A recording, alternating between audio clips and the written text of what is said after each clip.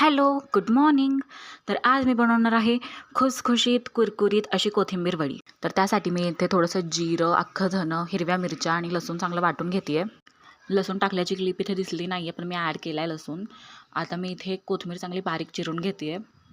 आता मी एकीकडे पाणी बॉईल करत ठेवते आहे. त्याचसोबत आता मी जी कोथिंबीर चिरून घेतलेली त्यात मी ॲड करते वाटून घेतलेली पेस्ट.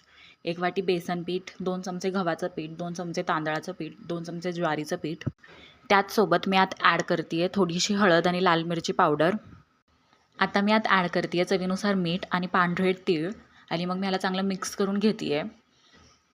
तर कोथिंबीर वडीच्या पिठामध्ये आपल्याला अजिबात पाणी ॲड न करता हे पीठ चांगलं मळून घ्यायचं आहे, तरच वड्या चांगल्या कुरकुरीत होतात. जर लागलंच तर अगदी 1च चमचा पाणी ॲड करा, त्यापेक्षा जास्त पाणी आत ॲड करू नका. आता इथे माझं पीठ चांगलं मळून झालं आहे. आता मी याला वरून थोडंसं तेल ग्रीस करून त्याचे छोटे छोटे रोल्स बनवून त्याला चांगलं स्टीम करून घेते आहे. तर मी साधारणतः 10 ते 15 मिनिटांसाठी याला स्लो फ्लेमवरती झाकून चांगलं स्टीम काढून घेते आहे.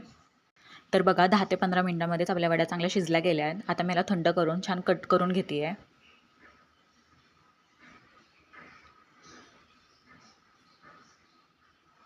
आपल्याला या वड्या जास्त जाड किंवा जास्त पातळी नाही ठेवायच्यात. मीडियम साईजमध्येच आपल्याला ह्या कट करून घ्यायच्या आहेत.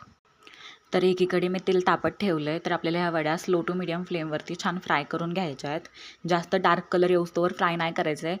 छान गोल्डन ब्राऊन असा कलर आला वड्यांना की मग आपल्याला ह्या वड्या लगेच काढून घ्यायच्या आहेत. तसं ह्या वड्या फ्राय व्हायला जास्त टाईम नाही लागत, कारण आपण ह्याला ऑलरेडी स्टीम करून घेतले, तर ह्या पटकनच शिजतात. मी व्हिडिओमध्ये दाखवते जसं कलर आला की मग आपल्याला ह्या वड्या काढून घ्यायच्या आहेत. मग झाल्या आपल्या कोथिंबीर वड्या रेडी. तर अशाच छान छान रेसिपीजसाठी माझ्या चॅनलला लाईक करा, शेअर करा, सबस्क्राईब करा आणि कॉमेंट्समध्ये सांगा तुम्हाला ही रेसिपी कशी वाटली. थँक्यू.